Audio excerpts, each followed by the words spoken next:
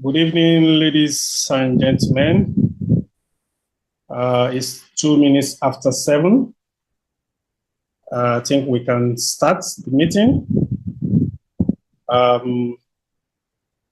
name is Abdulakim Akintobi, Director of Training Aegis. I want to welcome you all to one of our webinar series, and today we'll be dissecting a medical condition that is not too friendly to patients as well as gynecologists.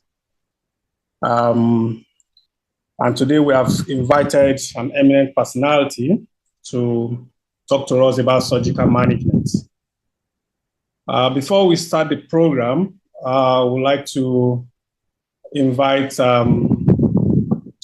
the acting president of the Association of Gynecological Endoscopic Surgeon of Nigeria. Permit me to recognize our sponsors for this webinar program. In no particular order, Medicine Specialist Hospital, Lagos, Riga Women's Hospital, Lagos, the Dida Hospital, Abuja, as well as School Care Hospital, Abuja. So, Mr. President, Dr. Adewale Adebayo, can you take the podium and give us the opening address before we proceed?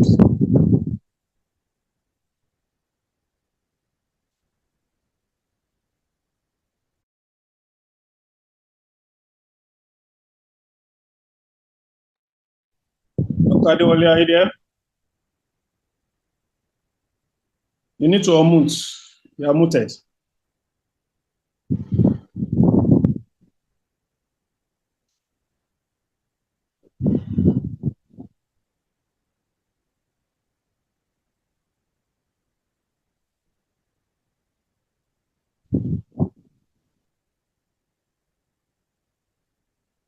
Okay. Dr. Adewale, are you having some issues with your system over there?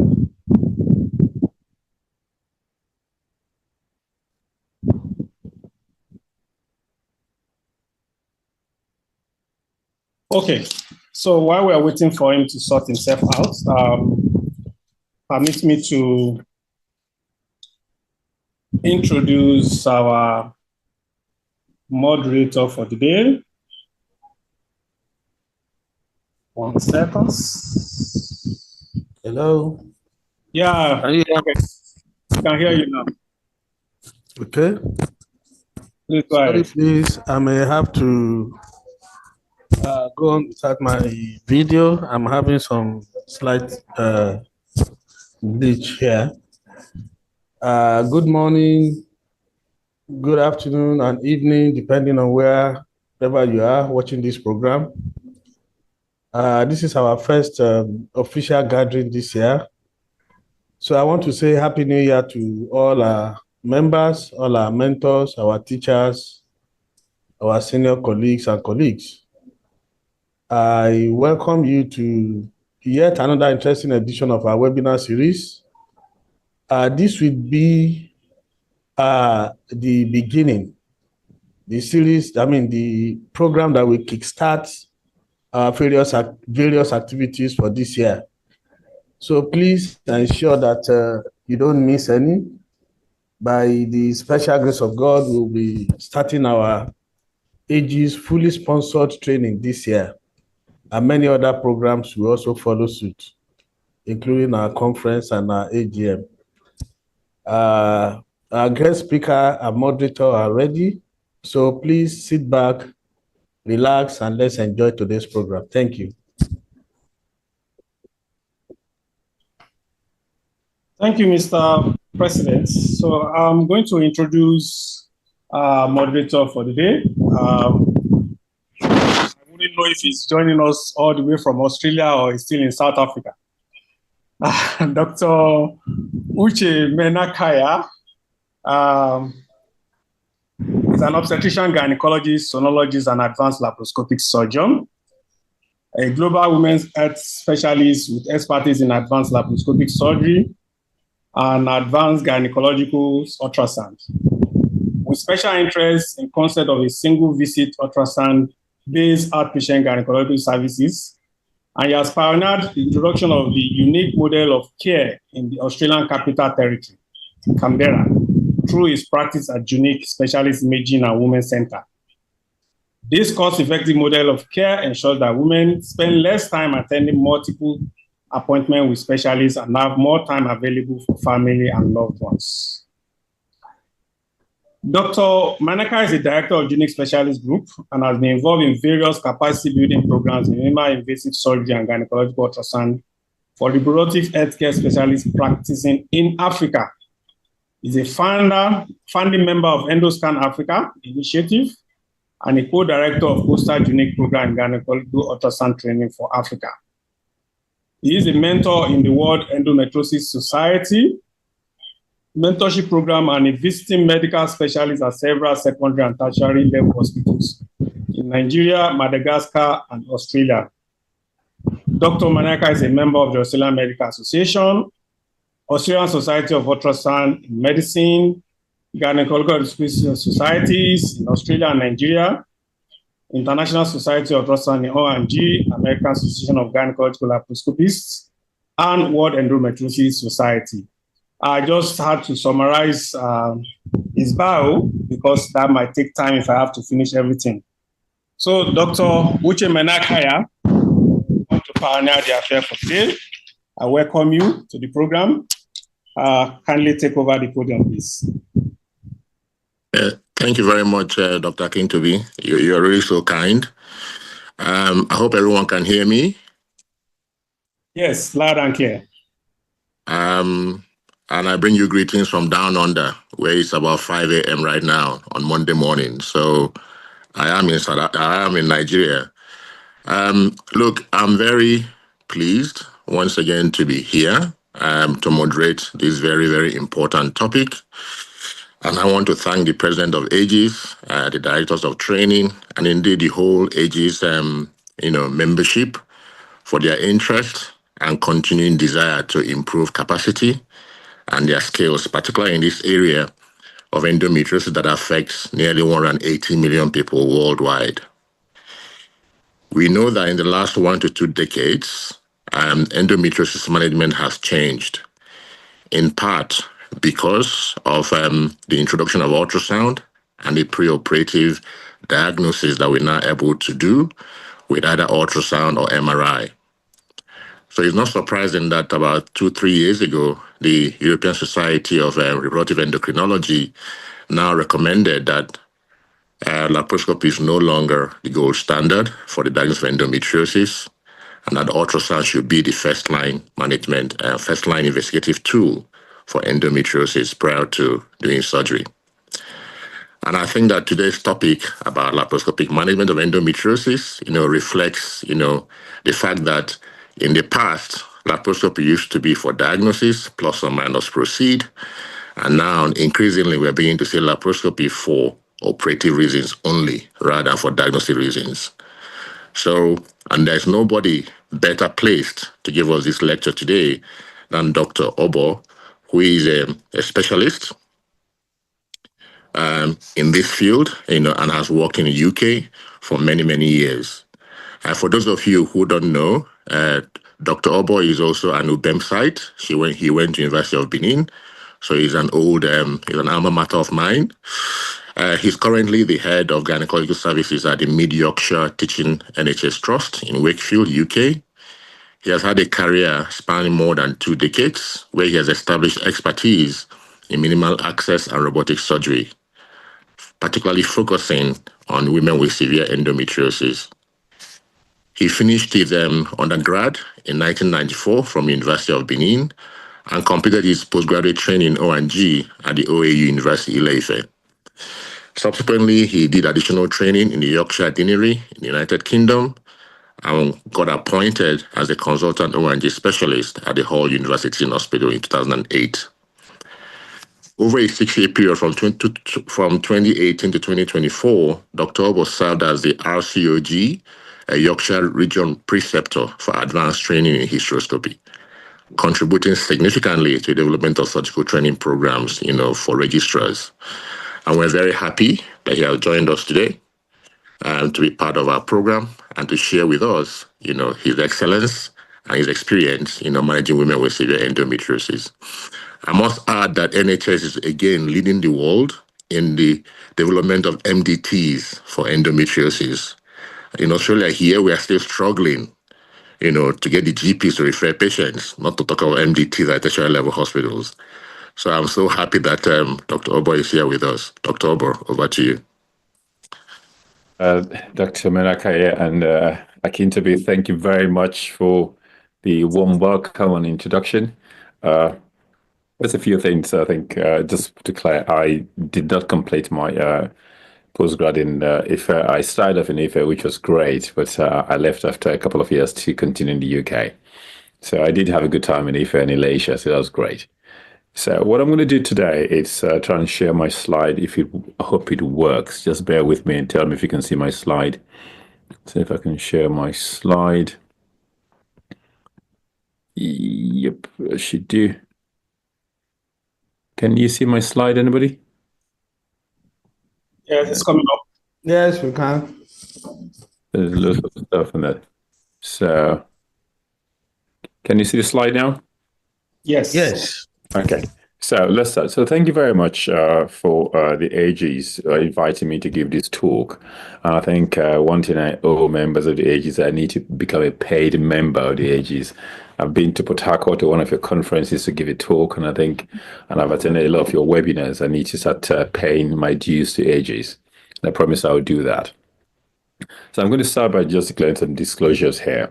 I've been either a paid speaker, an expert, or received travel grants for Gideon Richard. I worked with them and getting Raiko into the market in the UK. I did go as an expert panel member and also represented them with the nice review to present the case for them to get a license in the UK. For Johnson & Johnson, I've given presentations on behalf of their equipment. I use the Harmonix products. And Intuitive Surgical have granted me travel grants to go to Europe to pick up my robotic skills. So I currently work at the Mid Yorkshire Endometriosis Centre. We've got a team of doctors that work together to provide this care for our patients. We have 3 endometriosis surgeons. 1 is retiring soon. We've got access to 3 colorectal surgeons. We've got 3 consultant radiologists. We got 2 consultant urology surgeons who are both robotic experts also. We have 1 endometriosis nurse specialist, pain specialist, and quite recently we getting a clinical psychologist to join our team. That's the core of our team. We're trying to get this multidisciplinary team of experts together to help us manage our patients. So you can see it's a massive unit in terms of the people you need to be in team to run a functional center in the best way for patients. So that's for the team. For myself, my workload, every week I'll run an endometriosis clinic where I see about 10 patients. Most of our patients get referred from older district general hospitals. Some patients come through their GPs, but most of our cases, which we accept, will be patients with severe endometriosis who've had a diagnosis in other units, either by laparoscopy, MRI scan, or ultrasound scans. And a small number of patients will be patients who are not satisfied with medical treatment and want to have a diagnosis and treatment at a regional center. We're trying to limit the numbers because the workload is picking up a lot. So for my presentation today, I had this dilemma in deciding on how to pitch my talk, pretty much because I didn't know if I had a group of experts with endometriosis or you have just enthusiasts or patients, trainees, or very senior consultants. So I'm just going to talk about the principles in which we work in our center and what we do. So we use we've nicked this principle from Simon Sinek, and that's what I'm going to use for my presentation. You're starting with the why. Why do we offer women surgical treatment for endometriosis? How do we do it? And what do we do in terms of what's the outcome of it? And that's the principle which I'm going to use for this our talk today. And just bear with me. I hope it conveys the message. We do know 1 in 10 women would have endometriosis in the UK, and I suspect women in Nigeria will be the same.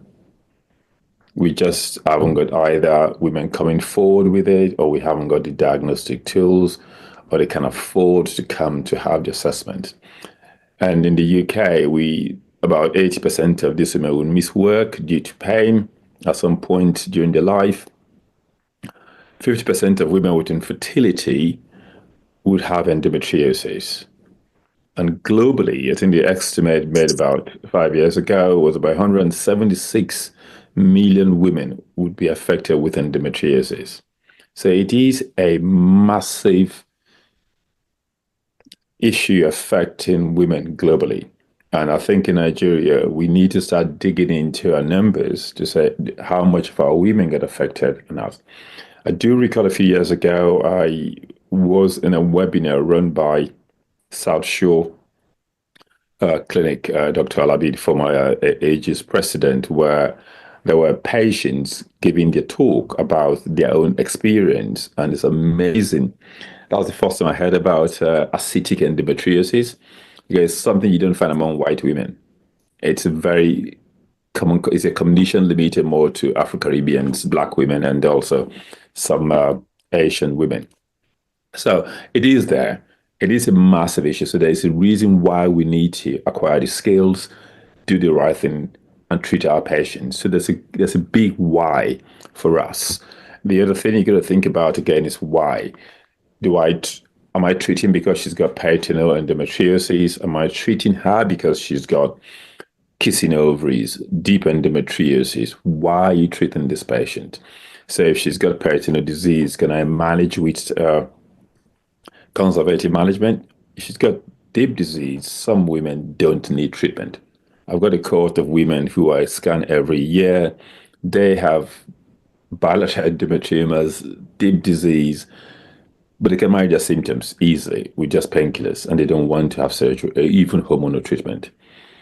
Some patients have peritoneal disease.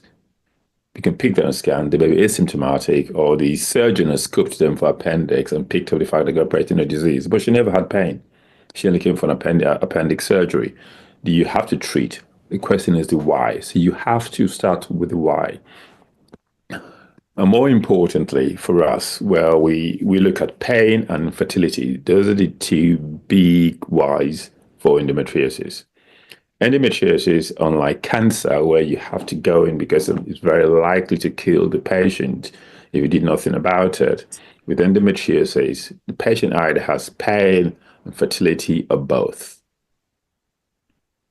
What I'm trying to convey today is you have to have a strong enough why before you intervene for this patient. You don't necessarily always have to go in and do something for the patient. And that's because with surgical interventions, there could be risk and complications. They're low, few women get it, but if you run into complications with any woman, it could be devastating in terms of their protracted recovery periods and also the impact on the patient's well-being, the family, and work. So for patients with pain, the ASHRI guidelines is very clear. You need to look at all the options. You can either do just analgesics, hormonal treatment, or surgery. And they're not mutually exclusive.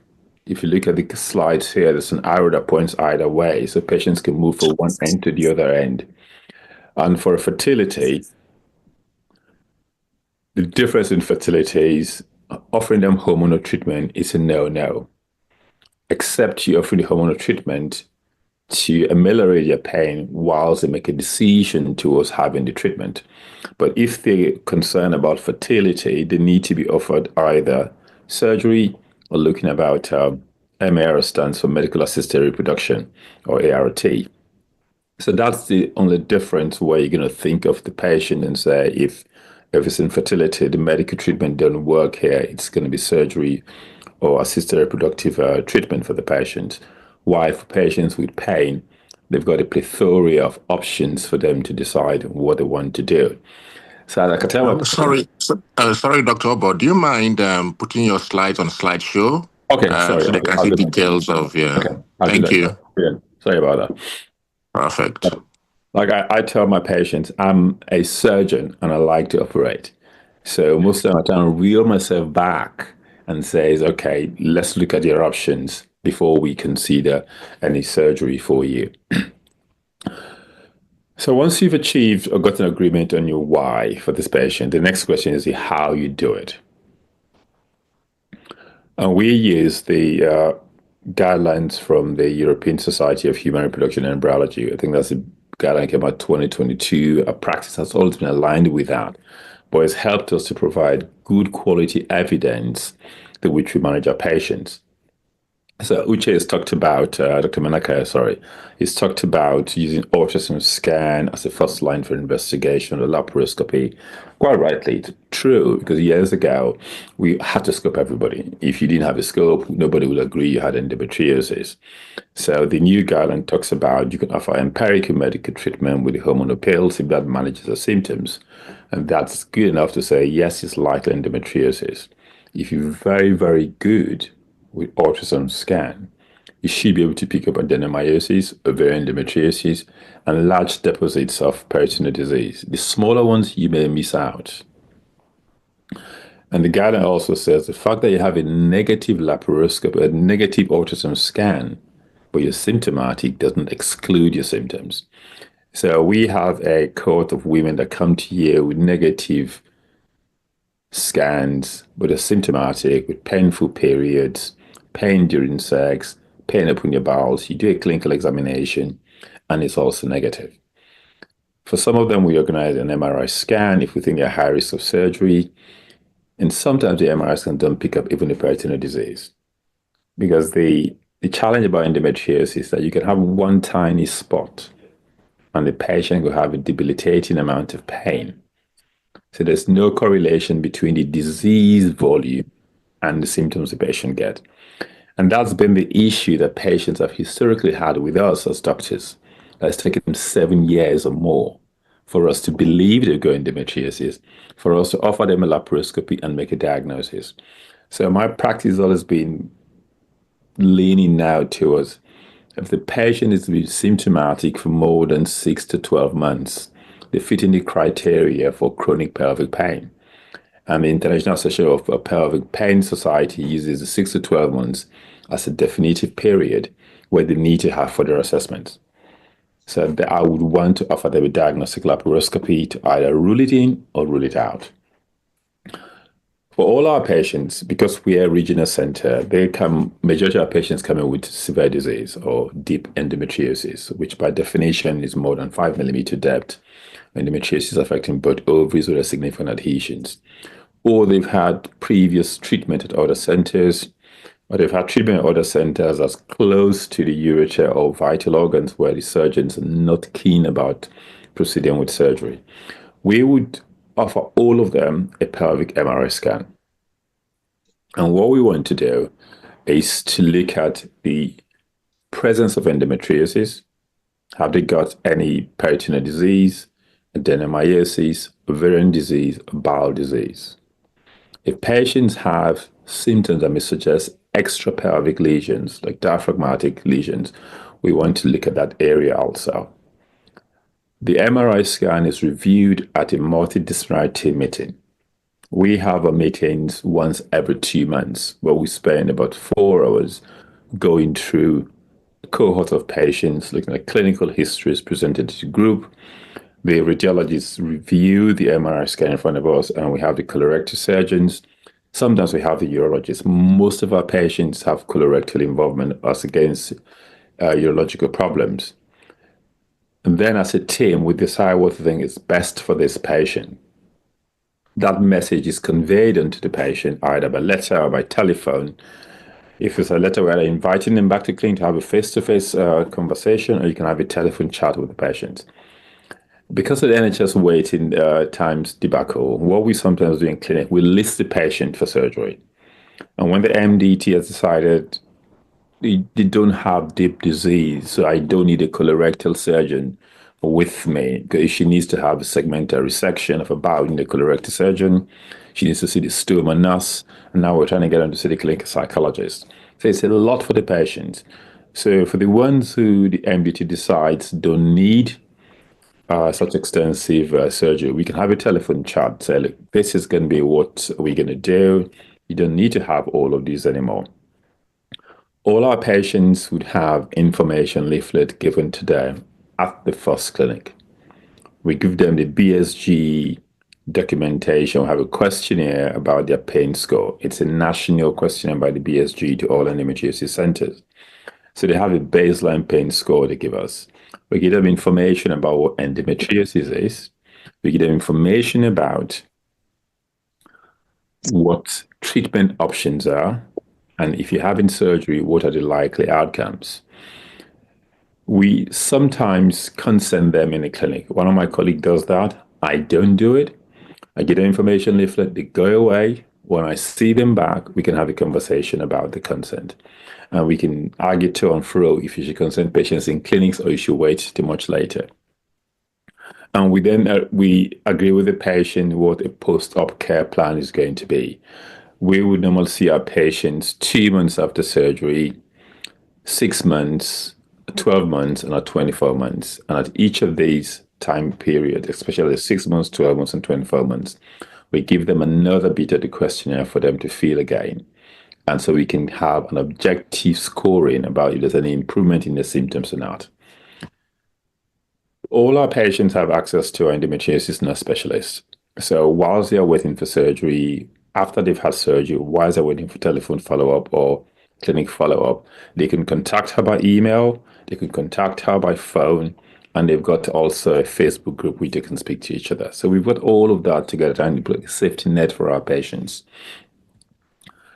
So what we do, and I put this picture here because it's something I would strongly recommend everybody that's in this webinar goes to read. It's free to pick up. So if you're doing surgery for ovarian endometrioma, the ESHRE's got recommendations on what your approach should be. It includes your pre-op counseling of these patients. Because any surgery you do on the ovary, it's very, very likely to impact on the ovarian egg reserves. So for some surgeons who want to do AMH and others don't, we tend to be very targeting in what we do. So for example, if I've got a 45-year-old woman with ovarian endometrioma having surgery, I don't bother do AMH. She's had a family, so she doesn't want to have any more children, so that's not relevant per se. But if I've got a 28-year-old woman who's had one child and never had kids and wants to have more, we have that conversation. And what the AMH gives me is a baseline, and potentially she knows when she comes back or when she seeks fertility in the future, how much damage has occurred. Interestingly, there's no good quality evidence to tell us how much damage laparoscopic surgery does in terms of ovarian surgery. We do know if you drain the cyst, you do less damage, but the rate of reoccurrence is significantly higher even within 12 months. Ovarian cystectomy is the recommendation from the ESHRE guidelines. And the advice is to try and use a reduced amount of energy sources within the ovary to reduce the risk of damaging more of the ovarian store for the patient. So the approach should be opening the cyst, trying to go through the antimetastatic border to open the cyst and gradually just shell the endometrioma off the ovary. There's no standards about you suture the ovary back to reform the ovary or leave it to heal naturally.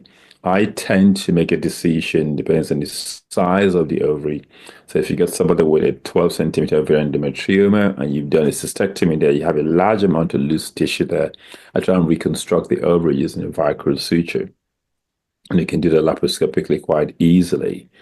Whilst if you got somebody with a 2 centimeter ovarian endometrioma, we can do a cystectomy that you don't have to reconstruct the ovary because you got just a smaller opening that would heal. The ASHRI also has a guideline about the steps you take for deep endometriosis. And I think in the literature, there's out there pictorial descriptions how you can do step-by-step approach, which I teach my trainees all the time.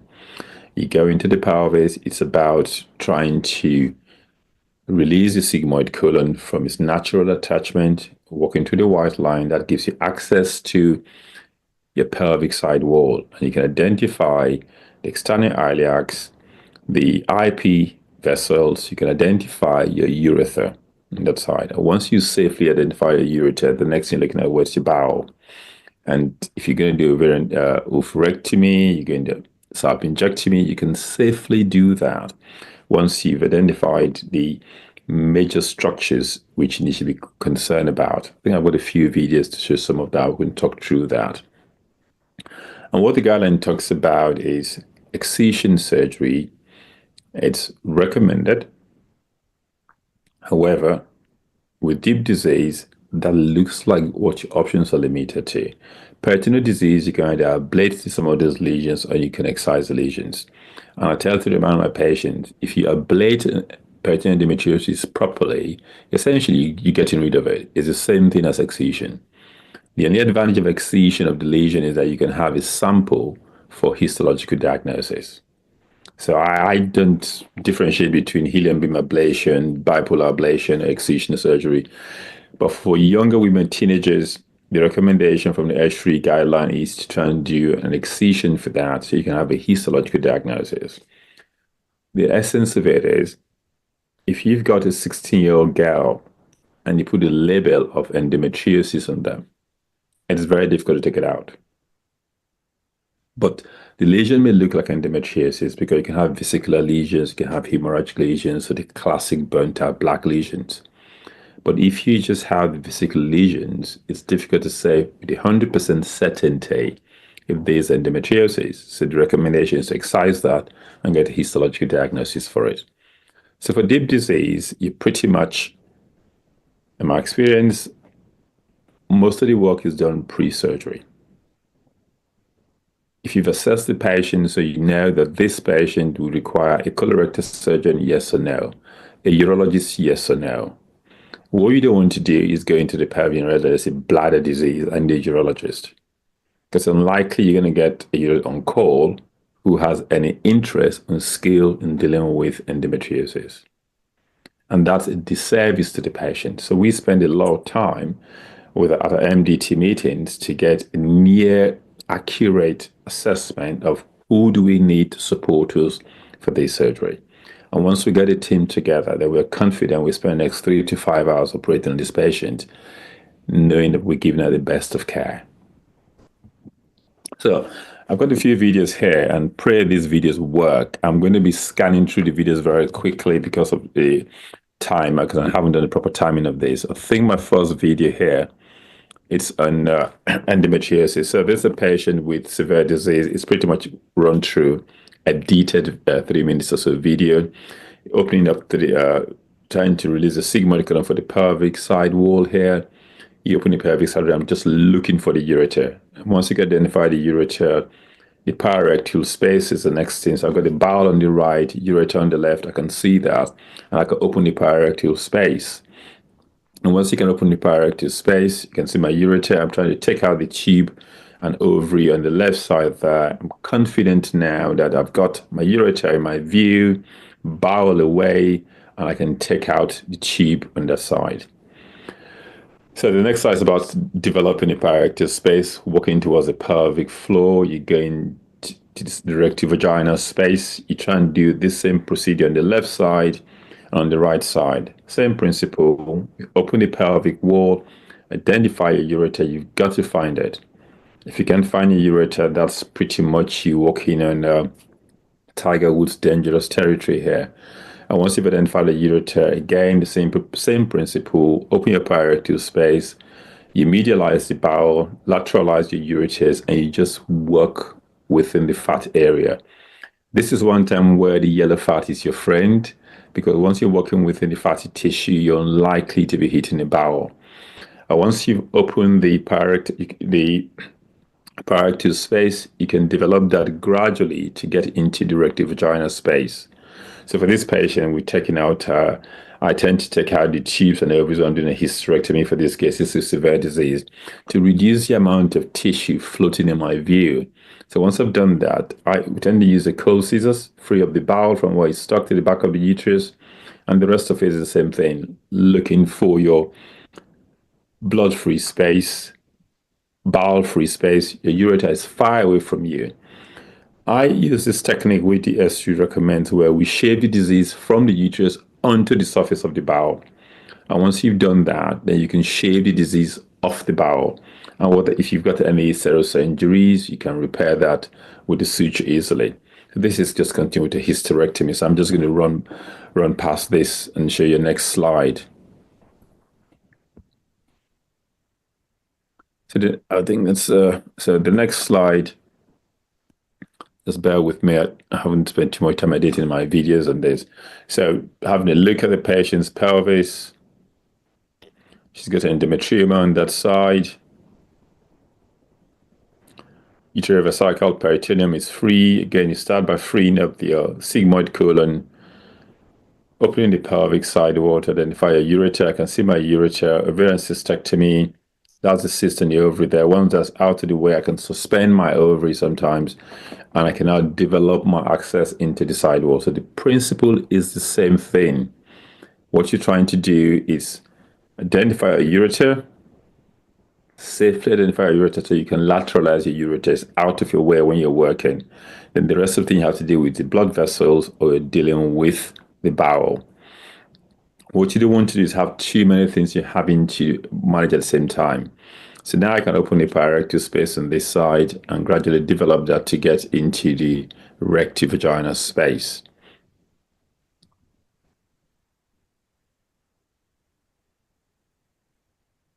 So pretty much using traction, so you're pulling tissues apart gently with your instruments. And when you have any bleeding vessels, I tend to use a harmonic scalpel, 1100, because I find it's easier for me to dissect with it, and just gradually open this space until you get to the rectovaginal space. We tend to use a rectal probe.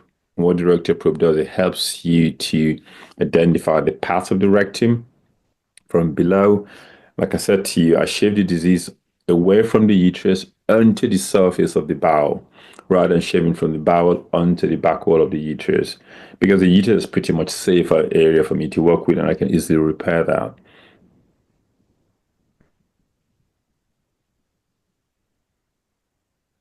So once we've done that, we now have the disease on the bowel. Then you can gradually, with the cold scissors, trying to shave that. So these are patients we know don't have very deep disease, so we can shave the disease here. And for some patients, we decide if we're going to put a suture to repair that. For some other patients, we don't.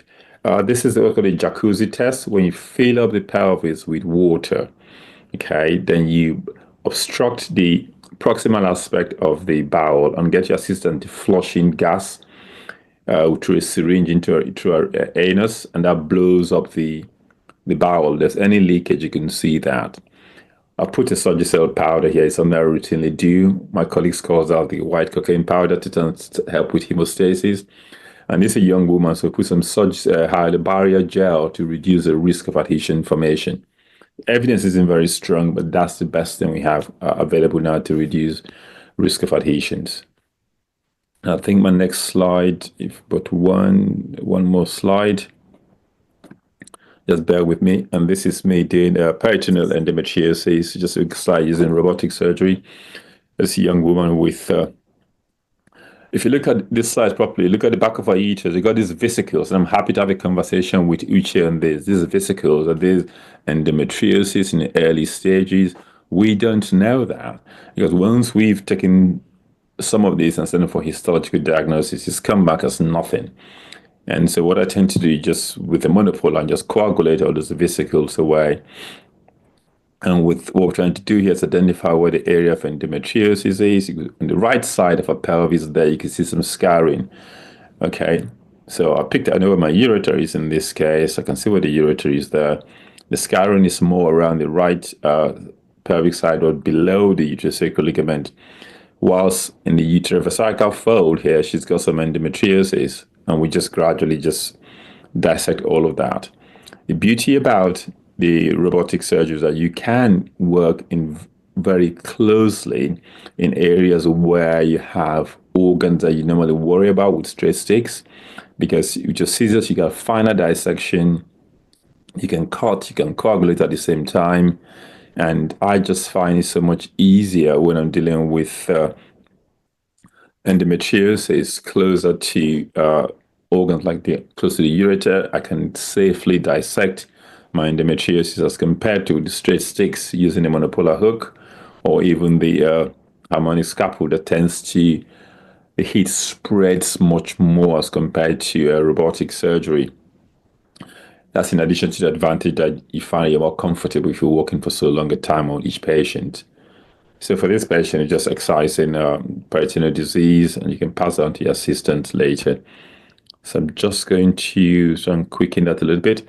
And dealing with the pelvic sidewall disease, again, the principle is the same. You cut through tissue, you try and spread the tissue apart, and you're aiming to get a blood-free surgery most of the time. Because if you have blood in your view, what tends to happen is it tends to obstruct your view, and once you've got an obstructive view, it's pretty dangerous to work with, and it's quite tiring because you're having to aspirate and clean. So if you can work with as much a good view to work, and that's great. And one of the things with robotic surgery, not just with the camera system, the fact that you control the camera, you can move it close, you can zoom in, you can zoom out. Every time is all within your control. That, I think, is quite amazing. The challenge with the robotics, with everybody, are you in the struggle within, is the cost of it. So taking the pelvic sidewalls out the pouch of Douglas, now I'm working on the rectal cirrhosis disease. I'm just going to carefully dissecting issues. The rectum is just below you.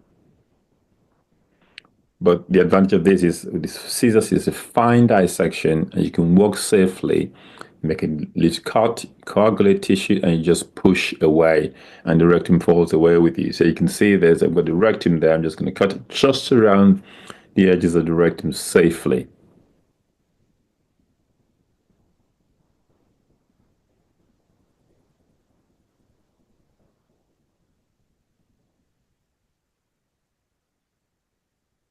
I always try and look around me. So yes, you cut into this confidently. I tend to take a pause, swing the tissue left to right to make sure I can see clearly all areas, as against just going gang-ho.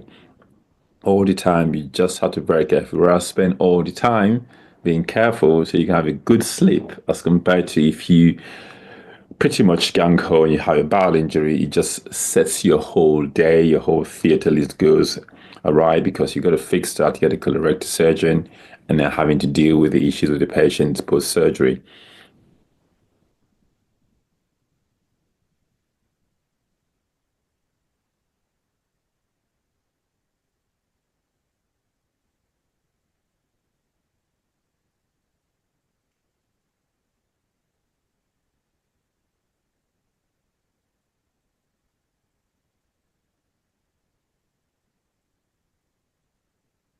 I'm just going to leave that to run. I think we've got less than a minute for that to run over.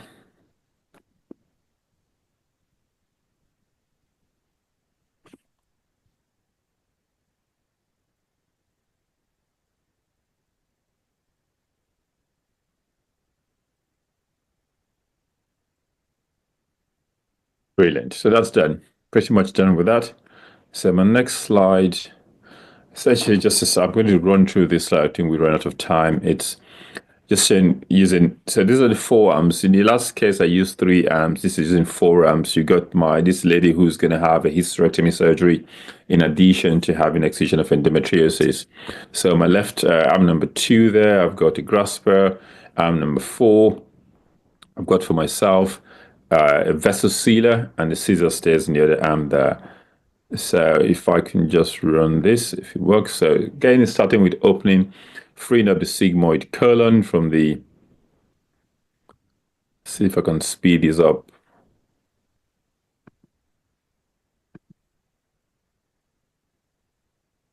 So with one of the arms, I can keep the bowel away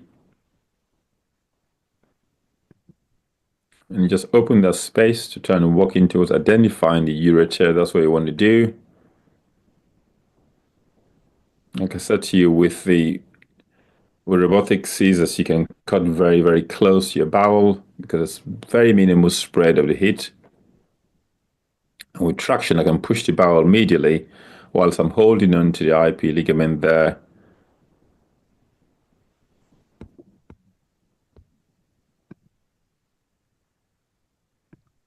In this case, if you might, we haven't seen a fallopian tube on this side yet, but I think in the next few slides, so I'm just going to run through this very quickly.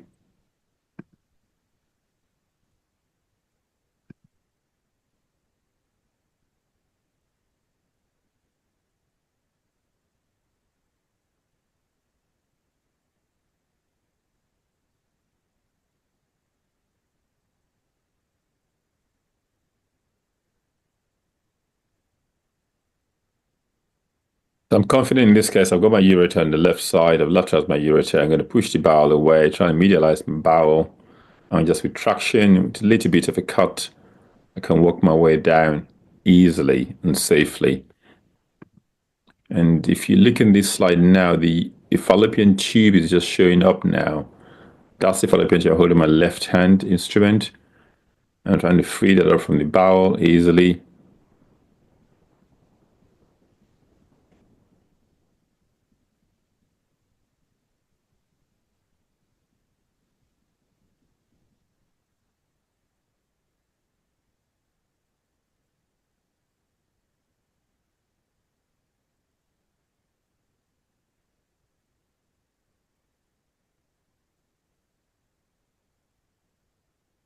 What's interesting now, we're about to see the cyst of the ovary, which is going to come up.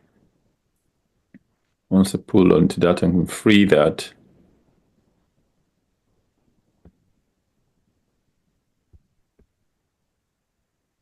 So I'm just going to hold onto this slowly and just show you once I pull onto that. Now we can see the ovarian cyst is coming out. I was all stuck.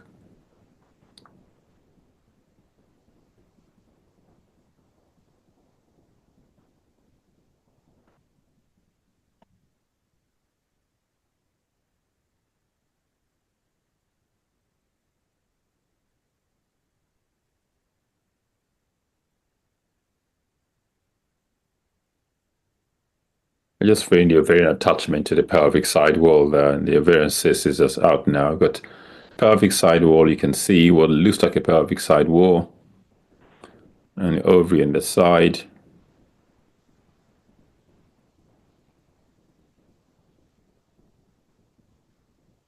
Now we have what looks like a pelvic side wall. So it just takes a few hours you can go through and dissect that. So now I'm going to move on to the other side. I'm confident about the right side. Sorry, the left side. So on the right side, same principle. Where's my ureter? I need to find where my ureter is. Find the ureter, then open the peritoneum safely away from it.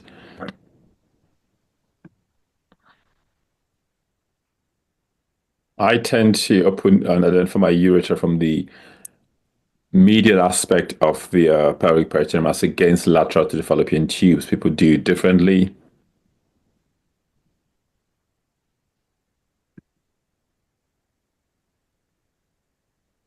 So it's got this, that's just meant to fat in the bowel attached to the ovary on that side that you can safely take out without any concerns. I'm just going to run this very quickly.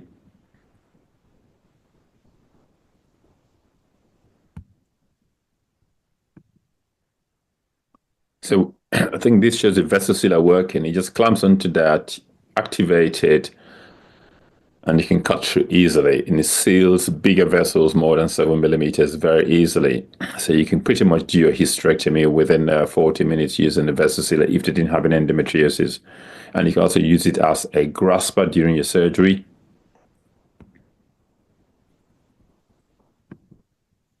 I'm just going to quickly slide through. This lady's got pelvic side wall disease. So my next step is to try and excise all of that.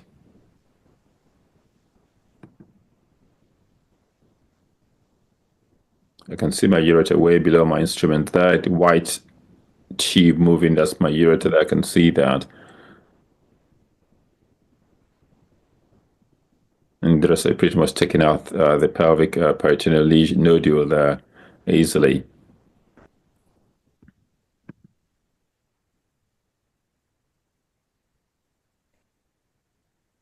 Okay, I think I can just finish with that. That should be done. Then the rest of it is the same principle. Bowel is stuck around. Again, the principle, pyorectal space, you open your pyorectal space on both sides. So essentially, you isolate the endometriosis lesion on the bowel where it's stuck on the teres uterinus, which is the cervix and vagina, and there. Once you can safely do that, then you can shift the disease onto the bowel.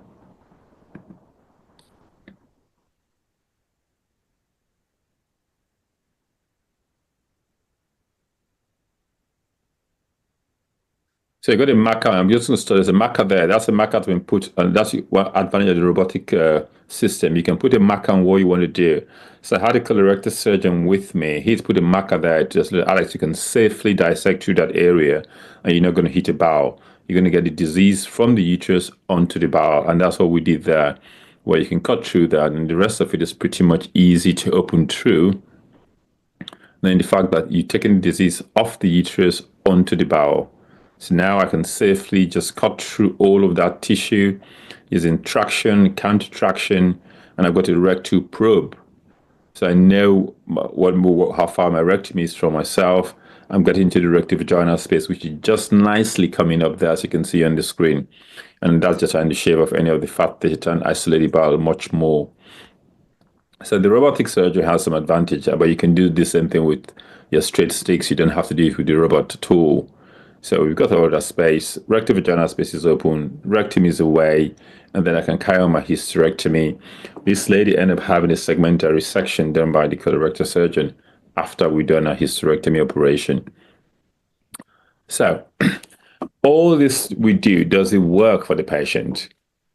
And that's the key thing. So we know our why, we know our how, and we know what to do. Does it really work? And what's evolved over the last 20 or more years with evidence-based medicine is that we collect data, we do RCTs, we do observational studies. The British Society of Gynae Endoscopy collects data on all cases done at the regional centers. So you have to be approved as a regional center. You have to do a minimum of 12 cases per surgeon of rectovaginal endometriosis. So they collect the data, which we have to submit every year. And they've looked at the data. And what it showed from this paper that was published in the BMJ Open, which everybody has access to, is that it works. We know that the quality of life improves by more than 50%, looking at quality of life scores, 6 months after surgery, and is maintained for 2 years. We also know that your pain analgesics requirement drops by about 50%, and even opioids even much more than that after surgery for deep endometriosis. So that works in terms of pain and quality of life for the patient. There's less dyspareunia, so they can have sex, they can be intimate in their relationship. There's less dyschezia compared to what it was. What we know also is that we don't have a cure for endometriosis, so the disease could reoccur.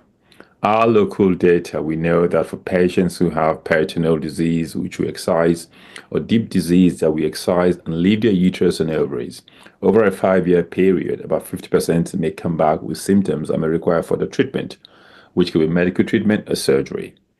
If we extend the surgery to include a hysterectomy, the recurrence rate drops down to about 20% over a 5-year period. And if you add the oophorectomy, so we take the ovaries out, take the uterus out, take out all the endometriosis, in a 5-year period, the recurrence drops to about 5%. So that's information we share with the patients and support them in the decision-making process. So does the surgery work for endometriosis? Yes. Is it the only thing you can treat patients for endometriosis? No. You still have medical options, and some patients don't require treatment. Thank you very much for listening to me, and I'm happy to take any questions. And thanks for the opportunity. I'll stop. Thank you. Thank you so much, Dr. Obo, for a wonderful, incisive discussion around laparoscopic management of endometriosis. Just a quick summary of that. Dr. Obo went through the three surgical pathologic phenotypes of endometriosis. He went through treatment of peritoneal disease, either ablation or excision. He went through an endometrioma, some of the challenges that we have managing endometriomas. I'm aware that many of the AGIS members are IVF specialists, so I'm sure they're very keen and excited about that endometrioma discussion that you had. And eventually you went to the deep endometriosis as well. You could see the difficulties, surgically challenging treatment that you often encounter with deep endometriosis, particularly when you have the full partial Douglas obliteration. But what was quite exciting about the surgical clips that he showed was the fact that it was quite systematic. He went first to one adnexia, dealt with that, went to the second adnexia, dealt with that, and then focused lastly on the bowel, importantly, making sure that the bowel is isolated, and the bowel lesions are isolated on the bowel before the surgeons come in. And this is what is the sort of the standard practice across the world now. The gynecologic endoscopic surgeons dealing with the initial pathology, separating the pathology, isolating the lesions on the bowel, and then inviting the bowel surgeon to do their thing. So thank you very much for that. He ended up by giving us some evidence as well around, we do all of this surgery on those patients, what is their outcome? And we know definitely that these surgeries help the patients to improve their quality of life. And finally, he talked about the recurrence of endometriosis. At the moment, there is no cure for the disease. It's about managing the disease as much as we can, focus on the patient's quality of life and the parameters they are more interested in. So thank you so much. I'm now going to open the floor to questions.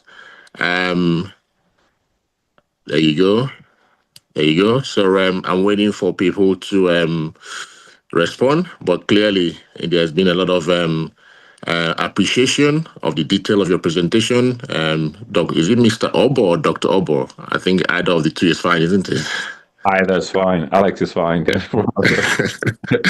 So, but I wanted to find out from you, while I'm waiting for questions to come up, a couple of things I want to sort of clarify. Your MDT team composition, do you have a pelvic floor physio in it, as well as a pain specialist? Okay, we don't have a pelvic floor physio, but my hospital has pelvic floor physiotherapists. So if we have urogynecologists, which if we think there's an issue there, we can signpost the patients to them. We have a pain specialist. She doesn't attend our meetings every time. So we tend to have, we can write to her, we can speak to her, we can email her the outcomes. If we think we need to have their pain management upscaled up, we tend to write to her about it. And it's just for personal reasons. She's got personal issues which she struggled with, but and getting your timing to match is quite challenging. So with the lockdown, it's actually helped us. I have a lot of, I'd prefer a face-to-face meeting, but we have some of our colleagues that just they log in by Zoom. So it's more like a dual access face-to-face and Zoom virtual meetings. Yeah, oh, that's great. So that's, I think, let's see, any questions coming up? So look, membership, someone just asked a question now. May I ask how best to approach a patient with recurrence of symptoms after an extensive surgery for endometriosis?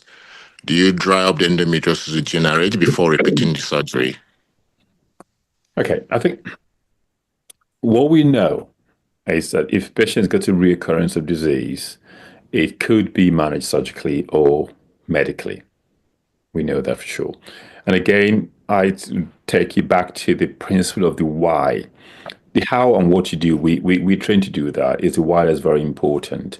So if this patient has got a reoccurrence of disease, multiple surgeries, say for example, she's 44, she's completed her family, she doesn't want to have any more children.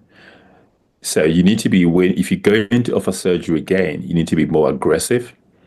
So would she benefit from having a total pelvic clearance and put on HRT to manage the menopausal symptoms? Or she can decide, I'm going to go on medical treatment. She can induce a medical menopause and give her HRT. There's this big thing about you can't use the GNH analogs for more than 6 months. True, that's an industry license use. You can use it off label for after 6 months. If you have to do that, the patient must be on HRT. And by the second year of that, you have to offer them a DEXA scan. The idea is to see if your HRT is helping protect their bones, which, because we know the GH analogs does increase the risk of osteoporosis. If at 2 years of treatment, the DEXA scan is normal, there's no reason why you can't continue with it until she attains menopause. But every time, you have to be very clear and document with the patient, this is an off-label use, nothing else works for you.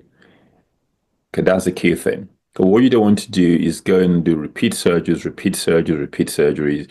Sometimes you need to commit. I'm going to do pelvic clearance. That's the best option for you.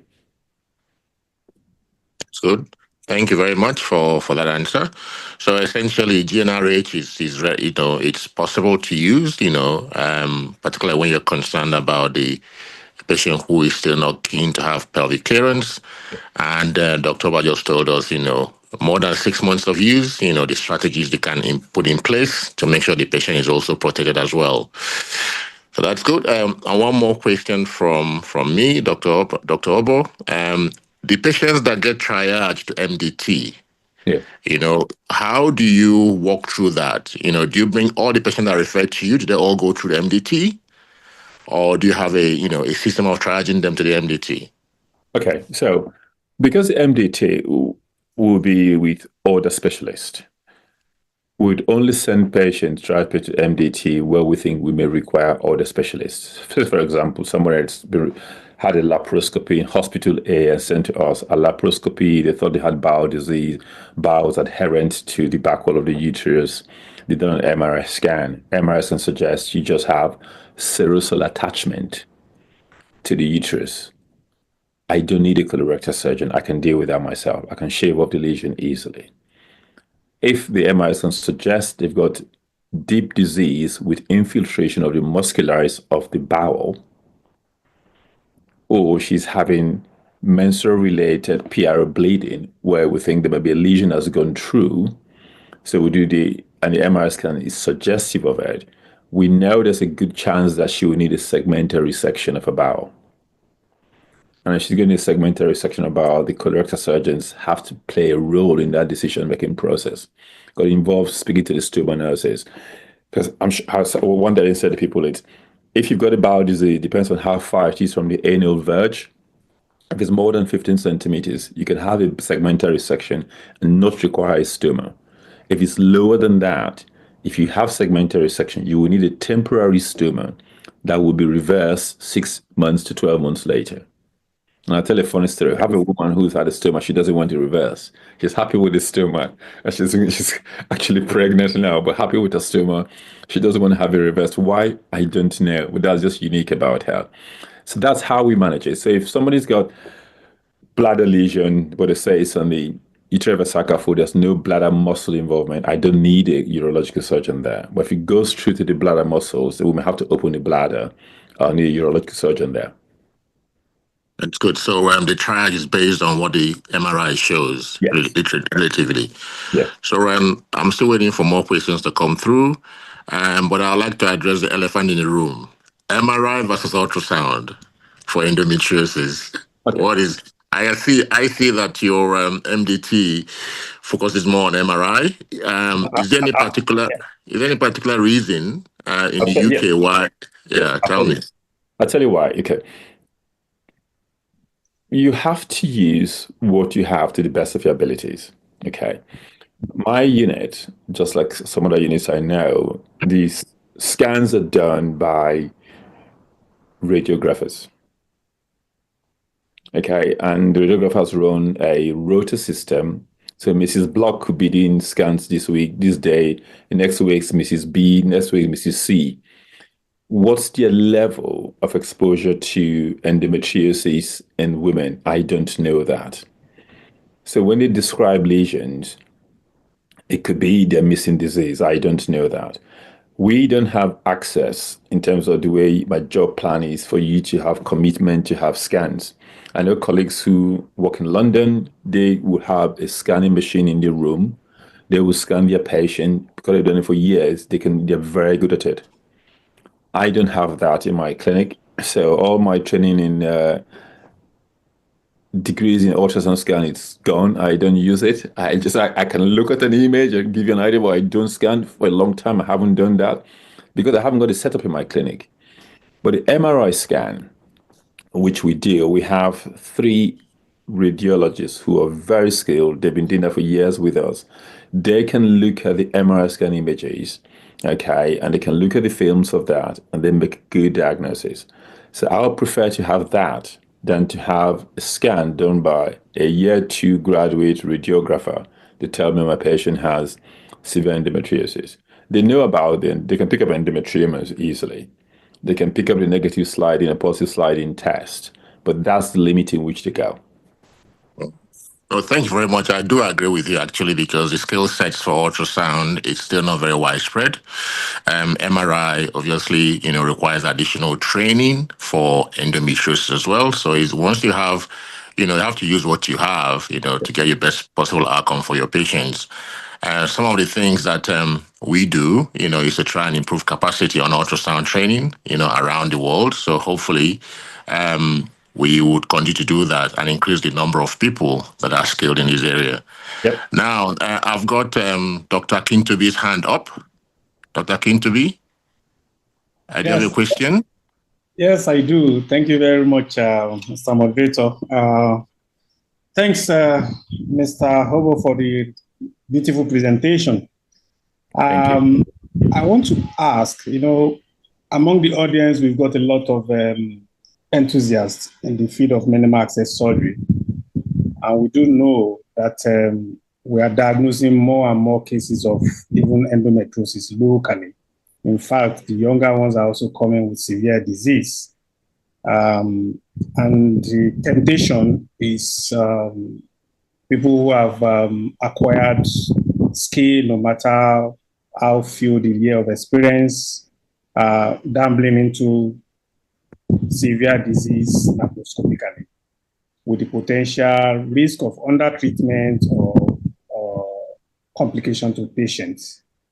So from your experience, what will you say to the house? What does it take to be an endometriosis laparoscopic surgeon for you to be able to do all these wonderful things you displayed to us today?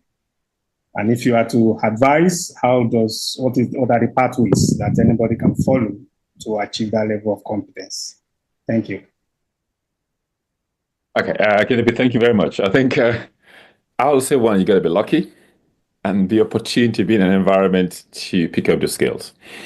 But that's a fact. But the key thing is, again, it's having the desire to want to be a laparoscopic surgeon, because it's quite time consuming, not just the training, but doing the work. You will spend 3 to 4 hours just dissecting and doing some work on endometriosis. I remember years ago, I was down in Warri in a friend's hospital operating, and a woman, we started up at about 5 p.m. About 9 p.m. we're still operating, and they had some visiting doctors in the room. One of them left at 7 p.m., one left at 8 p.m., said there's too much, just open her up. But we managed to finish at about 10 p.m. And the next morning when we walked into the hospital, the patient was going home.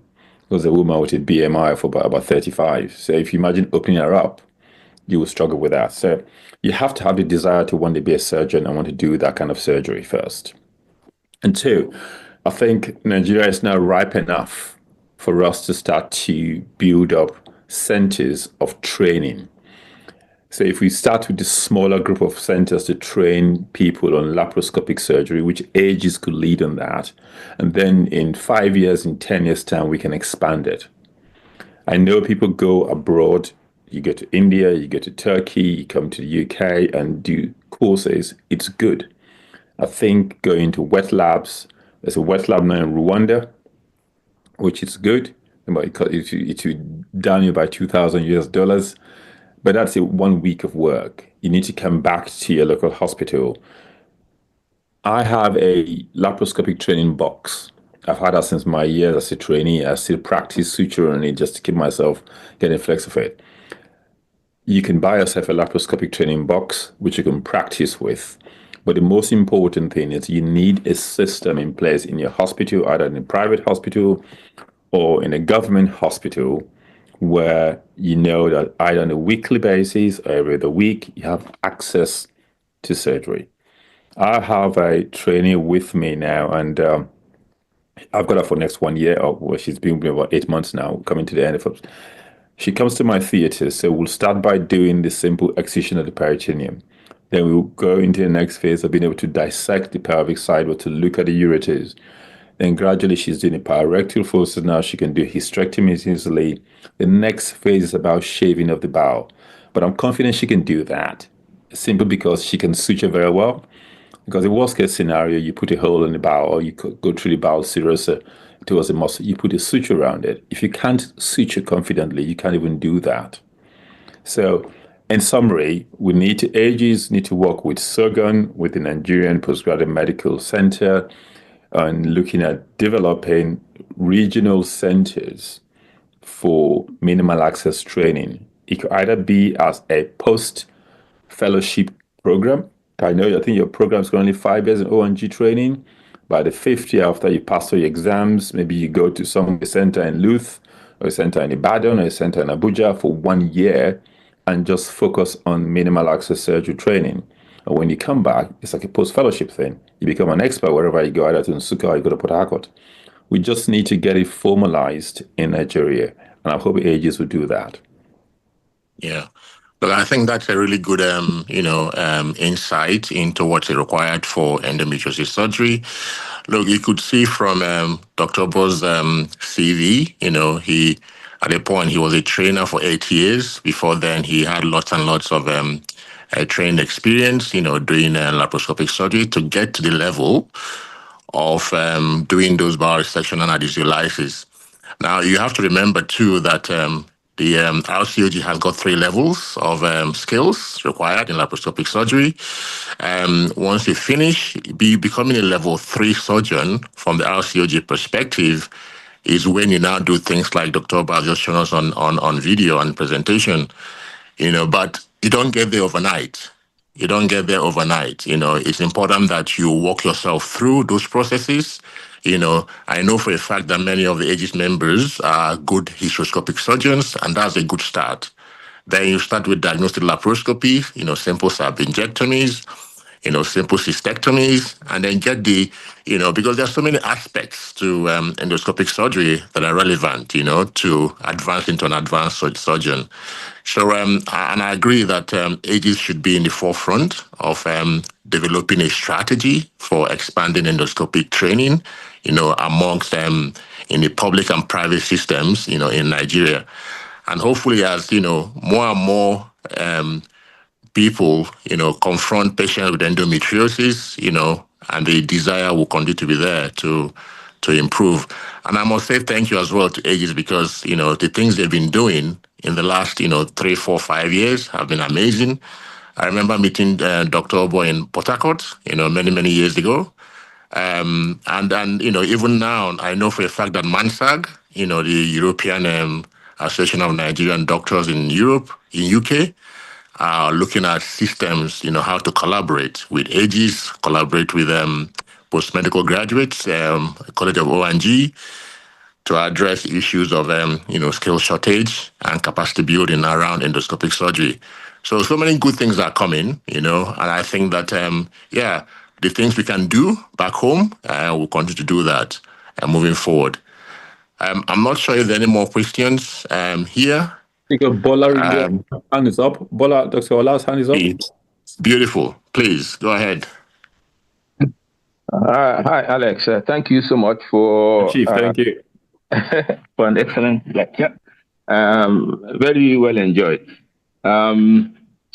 You were very explicit about the program how the endometriosis centers, the works in the UK, and that what you describe is quite similar to what we have in Sheffield. My question is on the constitution of the MDT. And I know the answer, but I know the answer in my center. In my center, since I joined in 2003, there has been this territorial fencing, which means that the reproductive surgical unit is separate from the endometriosis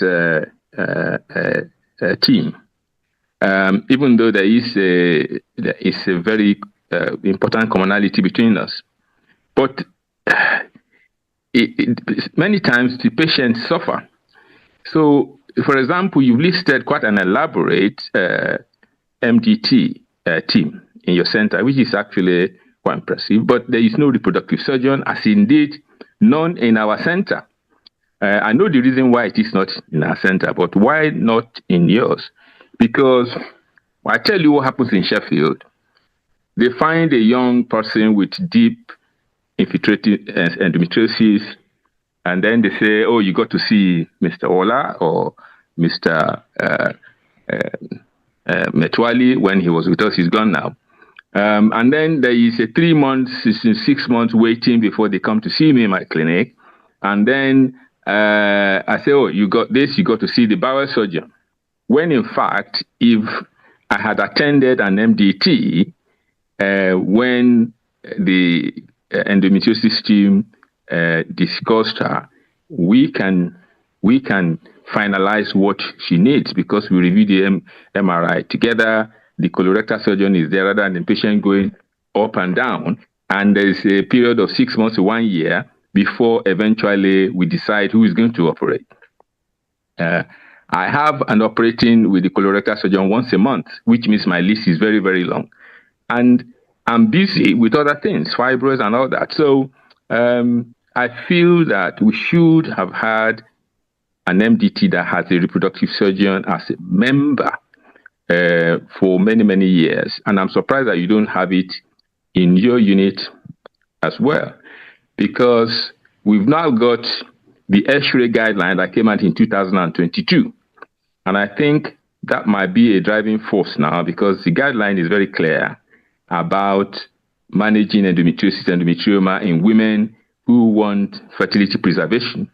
And I think that will be a driving force for endometriosis units to consider including reproductive surgeons. What do you think? Yeah, Chief Ola, you're absolutely right. Okay, there's an ideal world and there's a real world we live in. And I think in Mediox, we're in the real world, and I can give you our own peculiar situation. Mediox is an amalgamation of 3 hospitals. So we are Dewsbury District General Hospital, Pontefract General Hospital, and Pinderfield General Hospitals come together to form Mediox. There used to be a fertility specialist, but when he retired and the configuration happened, they decided to outsource all the fertility patients, infertility patients, to Leeds or to Calderdale. There's a lot of politics involved in that, because one of the, not something I can reveal in public, but that was before my time. So traditionally, patients, we don't see patients with fertility even in a general clinic.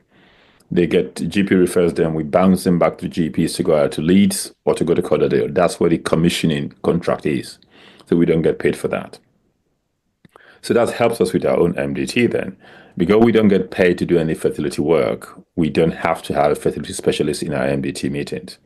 But we do have an MDT with the Leeds and Calderdale fertility specialist, where when they refer women to us for endometriosis treatment, we have a conversation with them about impact on fertility, what the extent of surgery they would like us to do. And that's simply because they haven't got the surgical skills to deal with the complex endometriosis cases. So that's how we've managed our service. So in a year, we would have about 3 of those MDTs with them.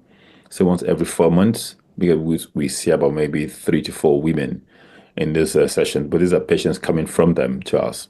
So the patients that come to us first through the GP, through the DGHs, and we pick up the fact that they've got fertility concerns, we signpost them to the fertility service in Leeds or in Corderdale to have that conversation. So the patients know, will I benefit from having surgery before fertility treatment or not? For example, I had a lady in my clinic last week who has been having IVF treatment in Manchester, but she lives in Huddersfield. So she's had DIE referred on by the Manchester fertility team to go and have surgery.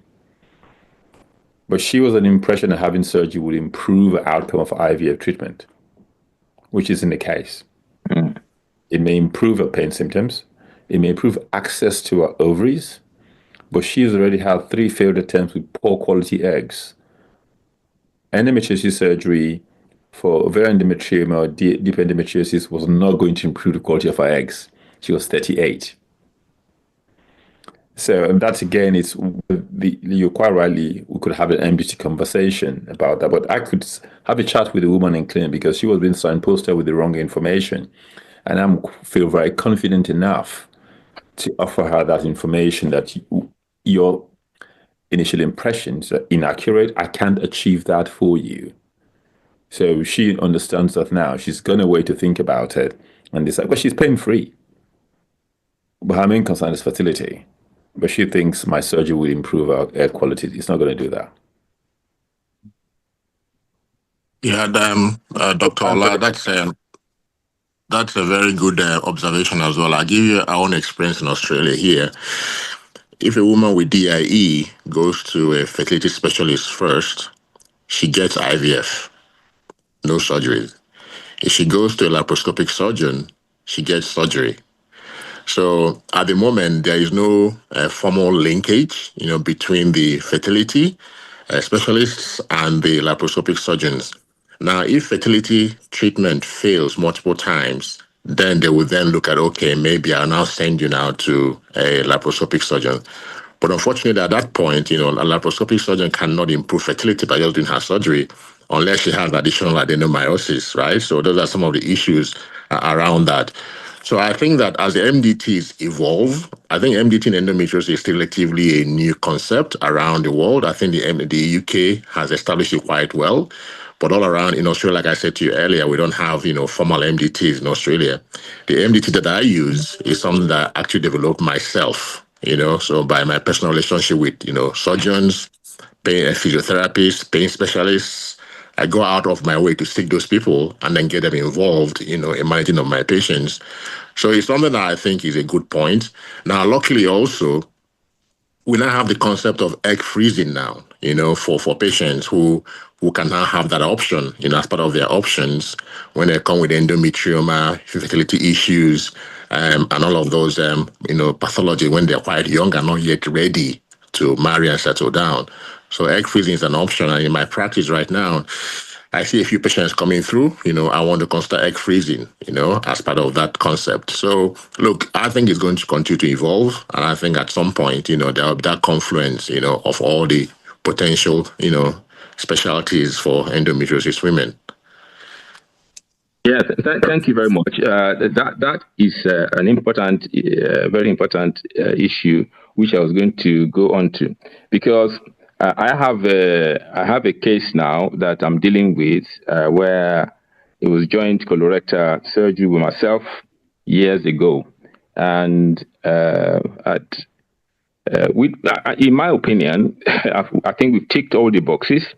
I had multiple discussions about fertility with her, but now she's complaining because I did not apply the guidelines of the X-ray guideline 2022, when in fact she had surgery in 2020, I think, or 21. Yeah. And I remember talking on the corridor with the guy who heads the complaint, one of my colleagues. I said, "Oh, Bola, you are home and dry. It's very." And I said, "Well, it's not that easy. Guidelines are based on research published for many, many years. And the fact that the guideline was published after surgery does not absolve the fact I can just sort of sweep it aside. There's the X-ray guideline in 2017. There's another one in 2014. So I cannot just say, well, sorry, surgery was before the most recent guidelines. Still have to deal with her complaint. That is the way it is. And she has got a point. And the point is, we did not offer her egg freezing before we undertook surgery to remove bowel. I was actually segmental resection, which then led to complications. But the issue was, it was discussed that the endometriomas were very big, and it was very unlikely that we were going to be able to get any eggs. And it was also pointed out that the needle, transvaginal needle for IVF, will go through bowel because of the fact that the patch of Douglas was obliterated. And if she had IVF first, she was likely that she was going to have bowel injury, and the needle go through bowel and peritonitis. So it was important to clear the endometriosis first. Take the bowel endometriosis nodule, which was constricting the bowel. Take all that away, and then IVF will be easy. All these were discussed with her, but her complaint now is mainly, why was I not offered egg freezing first? And that is got to be dealt with. We cannot sweep it under the carpet. And this is the reason why these MDTs have got to be more focused, because the issue of egg freezing before surgery is going to keep coming up. Yeah. Bola, can I just come in here? Because I guess she can argue that you didn't offer her information about the possibility of egg freezing. But the NHS wouldn't offer you egg freezing. No. You mean for this particular patient? Yes. Yes, she will have had to pay for it. Yes, so it's all she can argue that she wasn't given information. Yes, that's it. That she wasn't offered it, because two different things here. Yeah. So that's I don't know. Yeah, that's a really good point there, Bola, and thank you for sharing that case with us. And I think that's important for for all of us in ages as well, to be aware of these options. I think that's the key. I have egg freezing is such a cool thing now in Australia that have patients at 18, 19, normal ovaries, everything is fine, mobile ovaries, no DIE. Can I have egg freezing, please? So that's the way, it is in Australia right now. And perhaps, in Australia, of course, they still pay for it, but by the time you now say, well, I don't think you need egg freezing at this point, when they now insist and you refer them on and they hear the cost of it, some of them, backpedal. So, it's something that is in the social media space now, Instagram space now, and lots of women are coming and asking for it. But clearly, women with endometriomas, with bad disease who are still desiring fertility, that is an option that they should have, be given to them, and then decide if they're happy to, get out the money and pay for it and the process involved. But they have to be aware of those dangers of, sepsis that could occur from putting the needle through bowel. Sometimes some of the fertility people I've worked with in Australia, we have a combined approach where we'll go in, free the ovary, suspend the ovary onto the iliac fossa, and leave the rest of the pathology. So that once the patient heals, they can now go through transabdominal egg collection for those patients, easier, and then go ahead and do egg transplant, embryo transplants if required.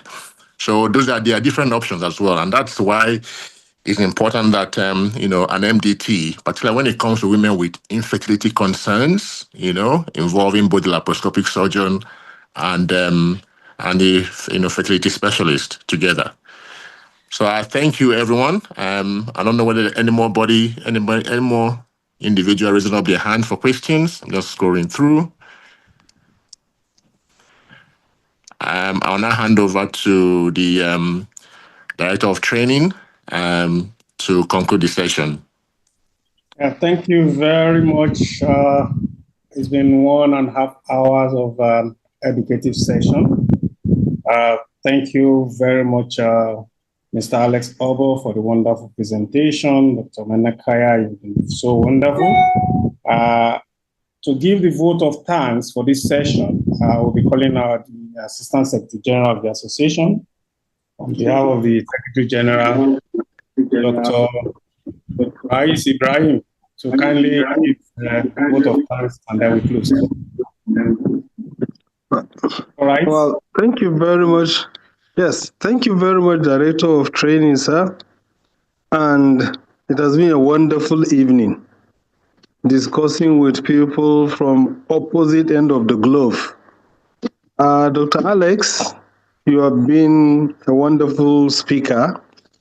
You know, in England, when you are mature as a doctor, they drop the doctor and call you Mr. Well, in Nigeria, I will take offense if a patient come to see me and call me Mr. I say, what about my school? But all the same, your talk has been quite wonderful, and we expect nothing less. As head of clinicals in Mid Yorkshire Teaching Hospital NHS Trust, we expect nothing less. We are grateful. My Oga and friend, Uche Menakaya, I'm sure it's good morning now, or is it afternoon in another day? We appreciate you for being the moderator of this talk, and you also brought in your own experiences. This talk wouldn't have been possible without our sponsors, Medicine Specialist Hospital, Regal Specialist Women's Hospital, Procare Hospital, and Data Hospital. Aegis is eternally grateful for you sponsoring this program. To our participants, I noticed we had a large number of participants. We thank you for your attention and your contribution. Before I commit a cardinal sin, Mr. Ola has always been there for us. I'm not surprised that Mr. Alex called him the boss himself. I was wondering, because he doesn't have any beer, but we thank you, Mr. Ola. I thought you're always there. We can count on your support. So on behalf of Aegis, I thank you all. And I must apologize for my boss, who is the Secretary General. He's in transit now. So that's why he detailed me to stand in for him. I'll hand over to Director of Training now to make the final remark, and then we'll call it a day. Thank you, everybody. Have a wonderful working week ahead. Bye. Thank you very much. It's been a good session of us. We look forward to holding another session very soon. We count on your support always for coming up to participate. And then we appreciate Mr. Obo, who at least we didn't give him up to 2 months notice, and he was able to oblige us and deliver this lecture. Thank you very much out of your busy schedule. We appreciate it. And we hope to count on your support in the future again. So I want to call it a day for every one of us. Good morning to Mr. Menakaya. You are Monday already, I suppose. We are still in Sunday here, preparing for our Monday. So bye-bye. Thank you, everyone. Good night, everyone. Have a lovely week ahead of you. Thank you, Alex. Thank you so much for that. That was really wonderful. Thank you. Thank you. Lovely week ahead. Bye. Bye.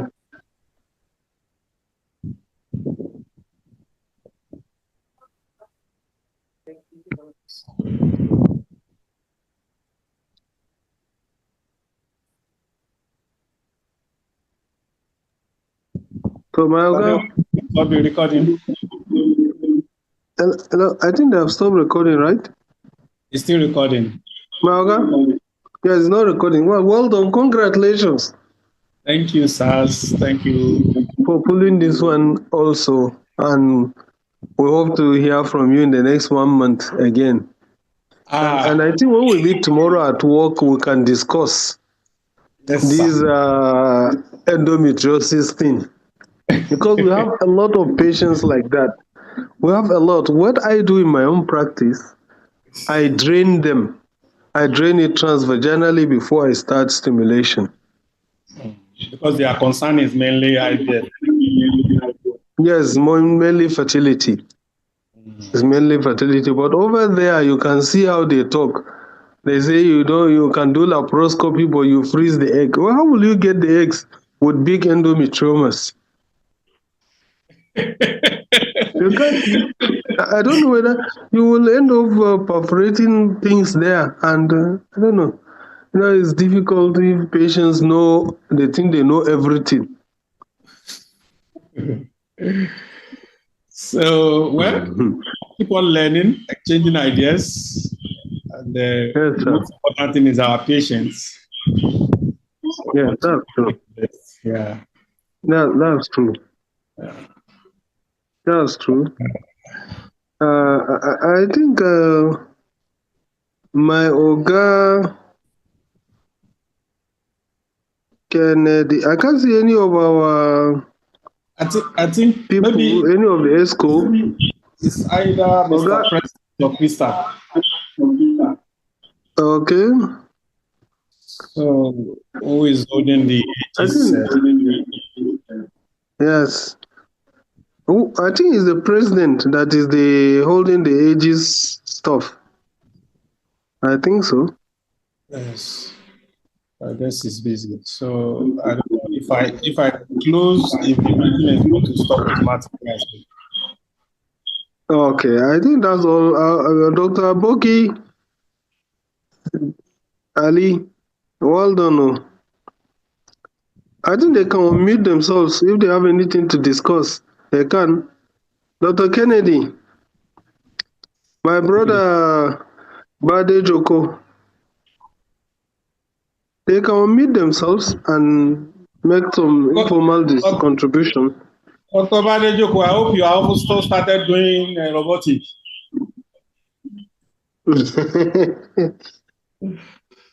Maybe he's away from his device. Yes, sir. He's trying to unmute his device, probably. Dr. Oti. Well, Dr. Ali. It's time to go home, sir. Yes, sir. I think so. So I think we can close the whole meeting now. Let me call Dr. Okay. Thank you, sir.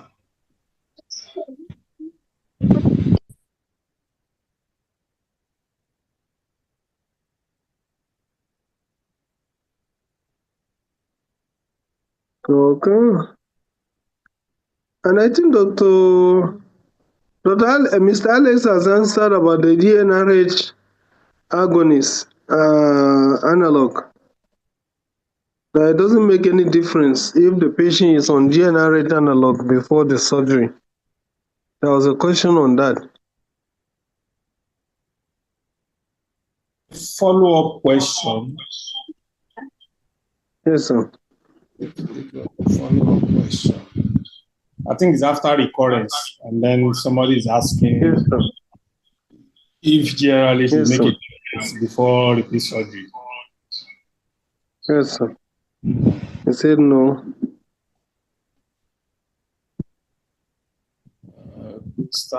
And this MDT is multidisciplinary team. Yes, sir. For the avoidance of doubt, right? Yes, sir. Where they have experienced endometriotic surgeon, a laparoscopic surgeon, a fertility expert, a colorectal surgeon, and who's the fourth person in the team? Or are they only three? They talk about a nurse, and then they talk about a counselor. Yes, psychologist. Are you?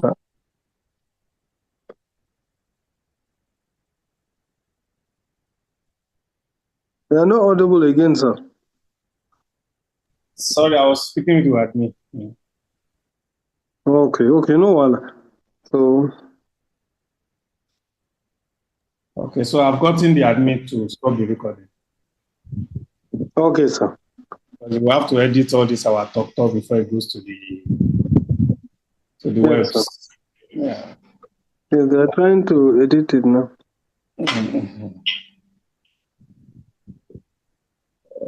Okay, So, they haven't stopped. She will have to enter the phone. Maybe you just have to close it. I think you just close the meeting. It's only me and you that are the members of the ESCO here. We can't actually close. We can just leave. Oh, we can leave, huh?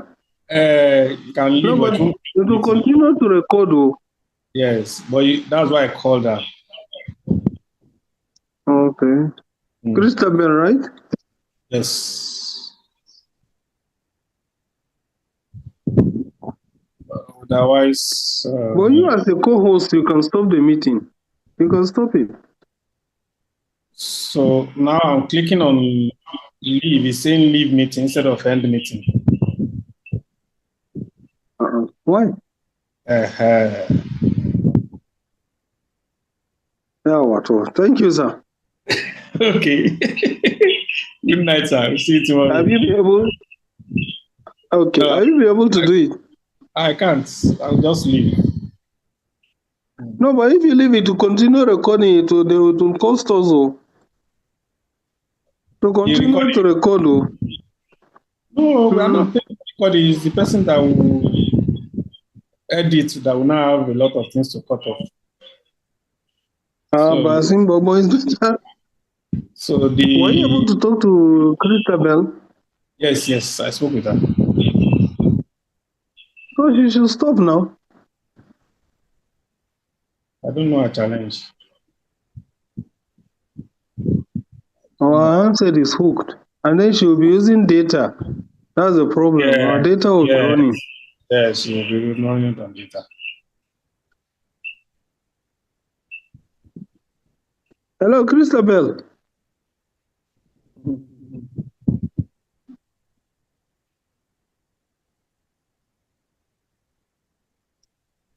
Oh, dear. It's really, let me see. It's also still chat. Okay, try and call her again.